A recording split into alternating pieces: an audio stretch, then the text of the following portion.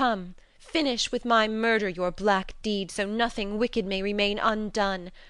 But oh, if you had only slaughtered me before your criminal embrace befouled my purity, I should have had a shade entirely pure and free from any stain.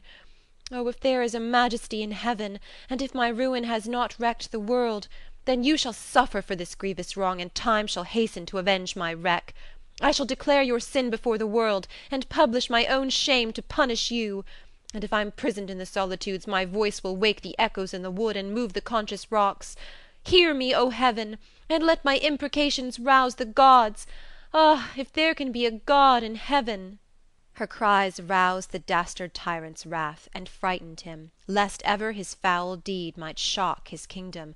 And roused at once by rage and guilty fear, he seized her hair, forced her weak arms against her back, and bound them fast with brazen chains, then drew his sword. When she first saw his sword above her head, flashing and sharp, she wished only for death, and offered her bare throat. But while she screamed and struggling called upon her father's name, he caught her tongue with pincers, pitiless, and cut it with his sword. The mangled root still quivered, but the bleeding tongue itself fell murmuring on the blood-stained floor. As the tail of a slain snake still writhes upon the ground, so did the throbbing tongue, and while it died move up to her, as if to seek her feet. And it is said that after this foul crime the monster violated her again. And after these vile deeds, that wicked king returned to Procne, who, when she first met her brutal husband, anxiously inquired for tidings of her sister. But with sighs and tears he told a false tale of her death, and with such woe that all believed it true. Then Procne, full of lamentation, took her royal robe bordered with purest gold, and putting it away, assumed instead garments of sable mourning. And she built a noble sepulchre, and offered there her pious gifts to an imagined shade, lamenting the sad death of her who lived. A year had passed by since that awful date. The sun had coursed the zodiac's 12 signs. But what could Philomela hope or do? For like a jail the strong walls of the house were built of massive stone, and guards around prevented flight, and mutilated she could not communicate with anyone to tell her injuries and tragic woe. But even in despair and utmost grief there is an ingenuity which gives inventive genius to protect from harm. And now the grief-distracted Philomela wove in a warp with purple marks and white a story of the crime, and when 'twas done she gave it to her one attendant there, and begged her by appropriate signs to take it secretly to Procne. She took the web, and she carried it to Procne, with no thoughts of words or messages by art conveyed. The wife of that inhuman tyrant took the cloth, and after she unwrapped it saw and understood the mournful record sent. She pondered it in silence, and her tongue could find no words to utter her despair. Her grief and frenzy were too great for tears. In a mad rage her rapid mind confounded the right and wrong, intent upon revenge. Since it was now the time of festival, when all the Thracian matrons celebrated the rites of Bacchus, every 3rd year thus. Night then was in their secret, and at night the slopes of Rhodope resounded loud with clashing of shrill cymbals. So at night the frantic queen of Tereus left her home, and, clothed according to the well-known rites of Bacchus, hurried to the wilderness. Her head was covered with the green vine leaves, and from her left side native deerskin hung, and on her shoulder rested a light spear. So fashioned, the revengeful Procne rushed through the dark woods, attended by a host of screaming followers, and wild with rage pretended it was Bacchus urged her forth. At last she reached the lonely building, where her sister, Philomela, was immured, and as she howled and shouted, "Ee-wo-ee!" she forced the massive doors, and having seized her sister, instantly concealed her face in ivy leaves, arrayed her in the trappings of Bacchanalian rites. When this was done, they rushed from there, demented, to the house where, as the queen of Tereus, Procne dwelt. When Philomela knew she had arrived at that accursed house, her countenance, though pale with grief, took on a ghastlier hue, and, wretched in her misery and fright, she shuddered in convulsions. Procne took the symbols Bacchanalian from her then, and as she held her in a strict embrace, unveiled her downcast head. But she refused to lift her eyes, and fixing her sad gaze on vacant space, she raised her hand instead.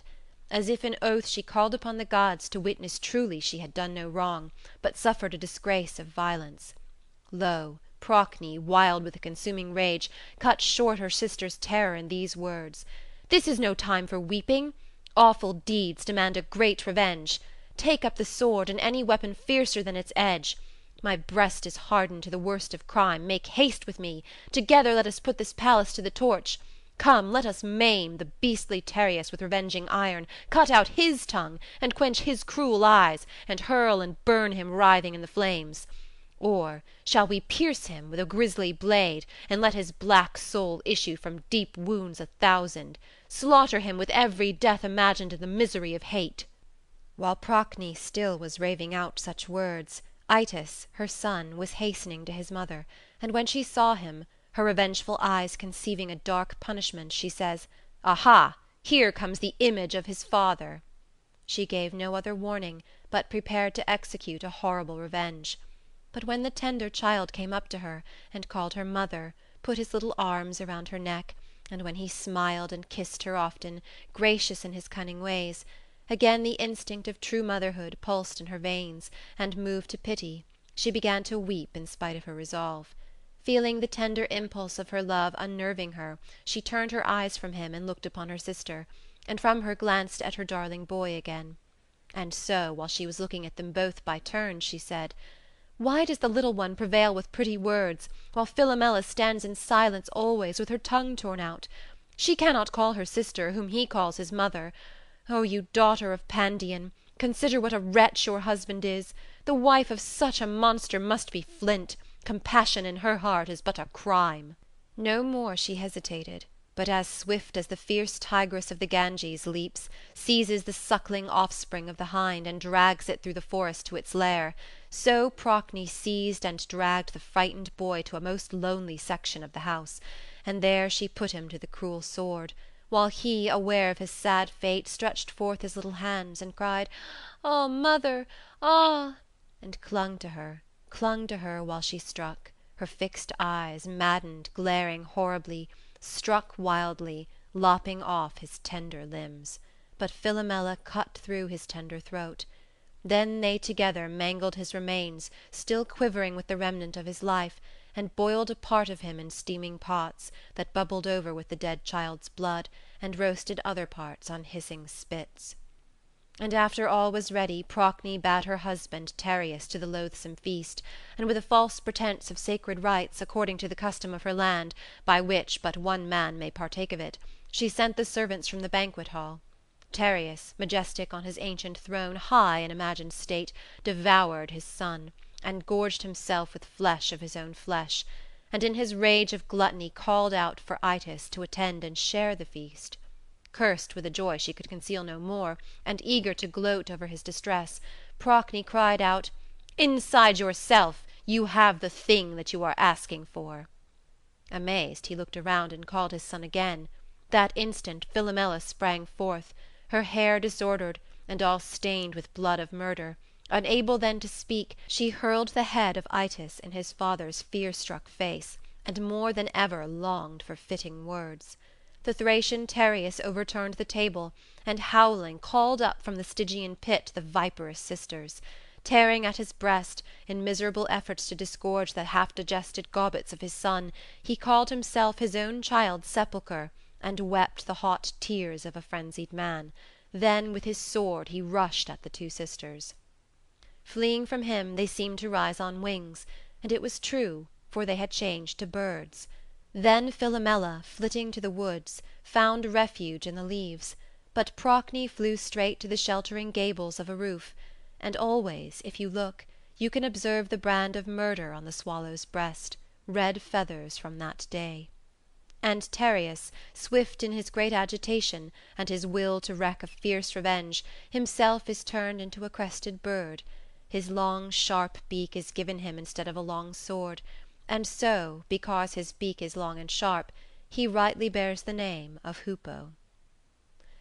Before the number of his years was told, Pandion, with the shades of Tartarus, because of this has wandered in sad dooms. Erechtheus, next in line with mighty sway and justice, ruled all Athens on the throne left vacant by the good Pandion's death. 4 daughters and 4 sons were granted him, And of his daughters, two were beautiful, and one of these was wed to Cephalus,